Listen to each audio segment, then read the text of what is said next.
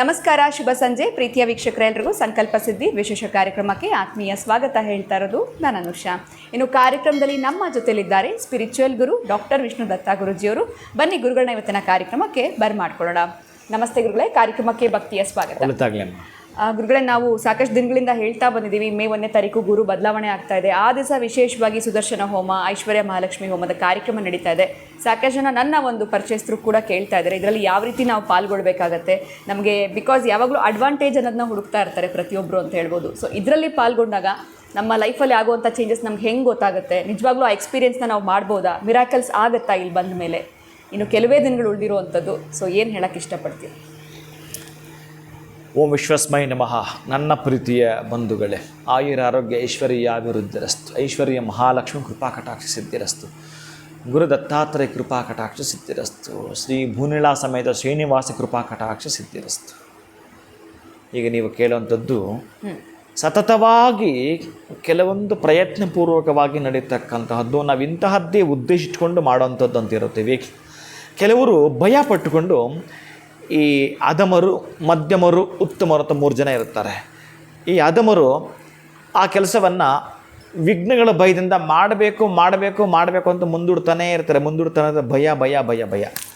ಈ ಮಧ್ಯಮರು ಕಾರ್ಯಕ್ರಮವನ್ನು ಮಾಡ್ತಾರೆ, ಇನ್ನು ಅರ್ಧಕ್ಕರ್ಧ ನಿಲ್ಲಿಸಿಬಿಡ್ತಾರೆ. ನಾನು ಹೇಳ್ತಿರೋದು ಅವರ ಇಂಡಸ್ಟ್ರಿ, ಅವರವರ ಲೆವೆಲ್ಗೆ ಸಂಬಂಧಪಟ್ಟ ಹಾಗೆ ಕಟ್ಕೊಳ್ಬೇಕು ಅಂತ ಒಂದು ಕೋಟೆಯನ್ನು ಹೊರಟಿರುತ್ತಾರೆ. ಅಂತಹದ್ರಲ್ಲಿ ವಿಫಲರಾಗ್ತಿರ್ತಾರೆ. ಇನ್ನು ಉತ್ತಮರು ಎಷ್ಟೇ ಸವಾಲುಗಳು ಬಂದರೂ ಎದುರಿಸ್ಕೊಳ್ತಾ, ಎಷ್ಟೇ ವಿಘ್ನಗಳು ಬಂದರೂ ನಿವಾರಣೆ ಮಾಡಿಕೊಳ್ತಾ ಮುಂದಿಟ್ಟ ಹೆಜ್ಜೆಯನ್ನು ಹಿಂದಿಡದೆ ಮುನ್ನುಗ್ಗುತ್ತಿರುತ್ತಾರೆ. ಅವರ ಚಾಕಚಕ್ಯತೆ ಆಗಿರುತ್ತೆ. ಅವರು ಕೂಡ ಇವರಾಗೇ ಇರ್ತಾರೆ. ಆದರೆ ಪ್ರಯತ್ನದ ಫಲ ಅದು. ನಾನು ಯಾರ್ಯಾರು ಪ್ರಯತ್ನ ಪಡ್ತಿರ್ತಾರೋ, ಇದು ಏನು ಅಂತಂದರೆ, ಈಗ ಒಂದು ಎಕ್ಸಾಂಪಲ್ ತಗೊಳ್ಳೋಣ. ಯಾರು? ಅರುಣ್ ಯೋಗಿರಾಜ್ ಸುಂದರವಾಗಿ ಬಾಲರಾಮನ ವಿಗ್ರಹವನ್ನು ಕೆತ್ತನೆ ಮಾಡಬೇಕಾದ್ರೆ ಅವನು ಆ ವರ್ಷದಲ್ಲೇ ಮಾಡಿದ ಪ್ರತಿಫಲ ಅಲ್ಲ, ಅದು ಅವರ ತಾತ ಮುತ್ತಾತ ಹಾಕಿ ಕೊಟ್ಟಿರ್ತಕ್ಕಂಥ ಪರಂಪರೆಯ ಶಕ್ತಿ ಅದು.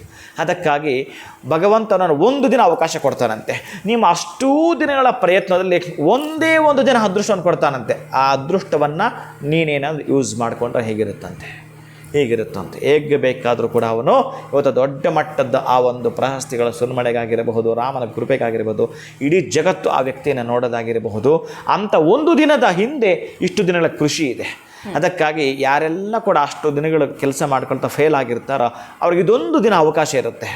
ಯಾಕೆಂದರೆ ಭೂನಿಳಾ ಸಮೇತ ಶ್ರೀನಿವಾಸನ ಕೃಪೆ, ಆ ಒಂದು ತಿರುಪತಿಯ ಪ್ರಸಾದವನ್ನು, ಜೊತೆಗೆ ಅಲ್ಲಾಗ್ತಕ್ಕಂತಹ ಆ ಸ್ಥಾನಪಲಟ ಮಹತ್ವಕ್ಕೆ ಇನ್ನು ನಾನು ಏನೇ ಮಾತಾಡೋ ಕೂಡ ಲಿಂಕ್ ಇರತಕ್ಕಂತಹದ್ದು. ಯಾಕೆಂದರೆ ಇವತ್ತಿನ ಪರಿಸ್ಥಿತಿ, ಇವತ್ತಿನ ಕಾಲ ಏನಾಗಿದೆ ಅಂತಂದರೆ, ಈ 1 ತೊಲೆ ಬಂಗಾರ ಅಕ್ಕ ತಂಗಿನ ದೂರ ಮಾಡಿದೆ.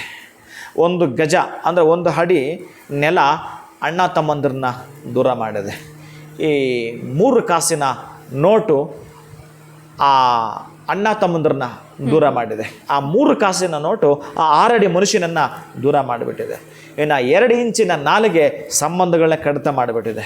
ಇವತ್ತು ಇರ್ತಕ್ಕಂಥದ್ದು ಇಷ್ಟೇ ಬೇಕು, ಅವ್ರಿಗೇನು ಬೇಕೋ, ಅವ್ರಿಗೆ ಏನು ಹಣ ಬೇಕೋ, ಅವ್ರಿಗೇನು ಆಸ್ತಿ ಬೇಕು, ಅದು ಬಿಟ್ಟರೆ ಯಾವ ಸಂಬಂಧಗಳಾಗಿರಲಿ, ಯಾವುದೇ ತರಹದ ಅನುಬಂಧವಾಗಿರಲಿ ಅವರಿಗೆ ಬೇಡ. ಆದರೆ ಬಹುಶಃ ಈ ತರಹದ್ದು ಒಂದು ಯಜ್ಞಕ್ಕೆ ಪಾಲ್ಗೊಂಡಾಗ, ಈ ತರಹದ್ದು ಒಂದು ವ್ರತಕ್ಕೆ ನೀವು ಪಾಲ್ಗೊಂಡಾಗ, ಈ ತರಹದ ಒಂದು ವೇದಿಕೆಗೆ ನೀವು ಪಾಲ್ಗೊಳ್ತೀನಿ ಅಂತಂದಾಗ ಕಲ್ಮಶರಹಿತವಾಗಿ ಶ್ರದ್ಧಾವಾನ್ ಲಭತೆ, ಶ್ರದ್ಧೆ ಭಕ್ತಿಯಿಂದ ನಾವು ಭಾಗವಹಿಸಿ ಅದರಲ್ಲಿ ನಾವು ತೇರ್ಗಡೆ ಆಗಲೇಬೇಕು ಅಂತ ಬಂದಾಗ ಶ್ರೀನಿವಾಸನ ಕಲ್ಯಾಣ, ಆ ಒಂದು ಮಹಾನುಭಾವನ ಗುರು ಸ್ಥಾನಪಲ್ಲಟದ ಕೃಪೆ ಈ ದಿನ ಬೇರೆ ದಿನಗಳಿಂದ ಕೂಡ 10 ಪಟ್ಟು, ಅದರ 10 ಪಟ್ಟು ಈ ದಿನ ಆ ಒಂದು ಶಕ್ತಿ ಇರತಕ್ಕಂಥ ದಿನದಲ್ಲಿ ಮಾಡುವಾಗ ಯಾರು ಪಾಲ್ಗೊಂಡಿರುತ್ತಾರೋ, ಈ ತರಹದ ಸಮಸ್ಯೆಗಳು ಯಾರ್ಯಾರು ಇರುತ್ತೋ ಅದು ಯಾವುದೇ ಆಗಿರಲಿ ಬೇರೆ ದಿನದಲ್ಲಿ ಅವಕಾಶವಿಲ್ಲ. ಅದಕ್ಕಾಗಿ ಯಾರೂ ಈ ಒಂದು ವ್ರತಕ್ಕೆ ಸಂಬಂಧಪಟ್ಟಾಗೆ, ಯಾರು ಈ ಒಂದು ಯಜ್ಞಕ್ಕೆ ಸಂಬಂಧಪಟ್ಟಾಗೆ, ಯಾರು ಶ್ರೀನಿವಾಸನ ಕಲ್ಯಾಣದಲ್ಲಿ ಪಾಲ್ಗೊಳ್ತಾರೋ, ಒಟ್ಟಾರೆ ಶ್ರೀನಿವಾಸನ ಕಲ್ಯಾಣೋತ್ಸವ ನೀವೆಲ್ಲೆಲ್ಲೋ ನೋಡಿರ್ತೀರಿ, ಹೇಗೆಗೂ ನೋಡಿರ್ತೀರಿ. ಆದರೆ ಇಲ್ಲಿ ನಡೀತಾ ಇರ್ತಕ್ಕಂಥ ಕಲ್ಯಾಣೋತ್ಸವ ವಿಶೇಷ, ವಿಭಿನ್ನ ಅಂತ ನಾನು ಯಾಕೆ ಹೇಳ್ತೀನಿ ಅಂತಂದರೆ, ನೀವು ಅಲ್ಲಿ ಬಂದು ನೋಡಿದಾಗ ಅದರ ವಿಶೇಷತೆ ಏನು, ಅದರ ವಿಭಿನ್ನ ಏನು ಅಂತ ಗೊತ್ತಾಗುತ್ತೆ. ಯಾಕೆಂದರೆ ಆ ಸಬ್ಜೆಕ್ಟ್ ಇರೋದೇ ಹಾಗೆ. ಆ ಶ್ರೀನಿವಾಸನಿಗೆ ಮದುವೆ ಅನ್ನೋದೇ ಆಗಲ್ಲ, ಮತ್ತು ನಾವು ಶ್ರೀನಿವಾಸ ಕಲ್ಯಾಣ ಅಂತ ಮಾಡ್ತಾ ಇದ್ದೀವಿ. ಅವನಿಗೆ ಮದುವೆ ಆಗಲ್ಲ, ಆದರೂ ಆಗುತ್ತೆ ಅನ್ನೋದೊಂದು ವಿಶೇಷ. ಹೇಗೆ ಅದರಲ್ಲಿ ವಾದ ವಿವಾದ ಇರತಕ್ಕಂತಹದ್ದು ಪೂರ್ಣವಾಗಿ ನಿಮ್ಮನ್ನು ಭಕ್ತಿಯ ಲೋಕಕ್ಕೆ ಕರ್ಕೊಂಡು ಹೋಗ್ತಾ ಶಕ್ತಿ ಶ್ರೀನಿವಾಸನ ಬಳಿ ಇರುತ್ತೇನೋ ಬಹುಶಃ. ಅಂಥ ಯಜ್ಞಕ್ಕೆ ನಿಮ್ಮ ಪೂರ್ವ ತಯಾರಿ ಇದ್ದು ನೀವು ಬಂದಿರ್ತೀರಲ್ಲ, ಆ ಒಂದು ದಿನ ನಿಮ್ಮ ಸದಭಿರುಚಿಯಾಗಿರ್ತಕ್ಕಂತಹದ್ದು. ನೀವು ಇಷ್ಟು ವರ್ಷಗಳ ಏನು ಪಡಿಪಾಟಲ್ಲಿ ಇರ್ತೀರೋ ಈ ಒಂದು ದಿನ ಗುರು ಸ್ಥಾನಪರದಿಂದ ಕೃಪೆಯನ್ನು ಪಡೆದುಕೊಳ್ಳತಕ್ಕಂತಹದ್ದು. ಒಂದು ವರ್ಷ ನೀವು ಪರೀಕ್ಷೆ ಮಾಡಿಕೊಳ್ಳಬಹುದು.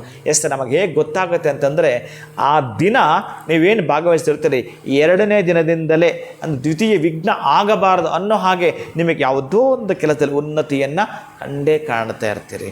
ಅದು ನೀವು ಸಿಹಿ ಸುದ್ದಿಯನ್ನು ತಿಳಿಸ್ತಾ ಬರ್ತೀರಿ. ಅಷ್ಟು ವಿಶೇಷವಾಗಿರುತ್ತೆ ಈ ಒಂದು ಶ್ರೀನಿವಾಸನ ಕಲ್ಯಾಣ. ಅದು ಗುರು ಸ್ಥಾನಪಲ್ಲಟದ ದಿನ. ಖಂಡಿತವಾಗಲೂ ಗುರುಗಳೇ. ಸೊ ಮೇ 1ನೇ ತಾರೀಕು ಈ ಒಂದು ಹೋಮ ಯಜ್ಞದಲ್ಲಿ ಪಾಲ್ಗೊಳ್ಳೋದ್ರಿಂದ ಆಗುವಂತಹ ಬದಲಾವಣೆಗಳನ್ನ ನಾವೇ ಹೇಗೆ ಎಕ್ಸ್ಪೀರಿಯೆನ್ಸ್ ಮಾಡ್ಬೋದು ಅಂತ ತಿಳಿಸಿದ್ರಿ. ಜೊತೆಗೆ ನೀವು ಯಾವುದೋ ಒಂದು ಹಾಲಿಡೇ ದಿವಸ ಅಥವಾ ಭಾನುವಾರ ಅನುಕೂಲ ಆಗಲಿ ಅನ್ನೋಂಥದ್ದು ಉದ್ದೇಶಕ್ಕೆ ಈ ಕಾರ್ಯಕ್ರಮನ ಮಾಡ್ತಾ ಇಲ್ಲ. ಮೇ 1ನೇ ತಾರೀಕು ಗುರು ಬದಲಾವಣೆ ಆಗ್ತಾ ಇದೆ, ಆ ದಿನವೇ ಮಾಡ್ತಾ ಇದ್ದೀರಾ. ಇದು ಬಹಳ ವಿಶೇಷ ಅಂತ ಹೇಳ್ಬೋದು. ಬಹಳ ಧನ್ಯವಾದಗಳು ಗುರುಗಳೇ, ತಮಗೆ ನಮಸ್ಕಾರ. ಹರೇ ಶ್ರೀನಿವಾಸ. ಸೊ ಈಗಲೇ ಕ್ಯಾಲೆಂಡರ್ನಲ್ಲಿ ಮಾರ್ಕ್ ಮಾಡ್ಕೊಂಡ್ಬಿಡಿ. ಯಾವುದೇ ರೀತಿಯಾಗಿರುವಂಥ ಕೆಲಸಗಳನ್ನಿದ್ರು ಸ್ವಲ್ಪ ಸೈಡ್ಗೆ ಇಟ್ಟು ಮೇ 1ನೇ ತಾರೀಕು ಈ ಒಂದು ಹೋಮ ಪೂಜೆ ಹವನದಲ್ಲಿ ಪಾಲ್ಗೊಳ್ಳೋದ್ರಿಂದ ನಿಮ್ಮ ಜೀವನದಲ್ಲಿ ಅಭಿವೃದ್ಧಿನ ಕಾಣೋದಕ್ಕೆ ಸೂಕ್ತವಾಗಿರುವಂಥ ಸಮಯ ಅಂತ ಹೇಳ್ತಾ ಇವತ್ತಿನ ಕಾರ್ಯಕ್ರಮವನ್ನು ಮುಗಿಸುವಂಥ ಸಮಯ ಆಗಿದೆ. ನಮಸ್ಕಾರ.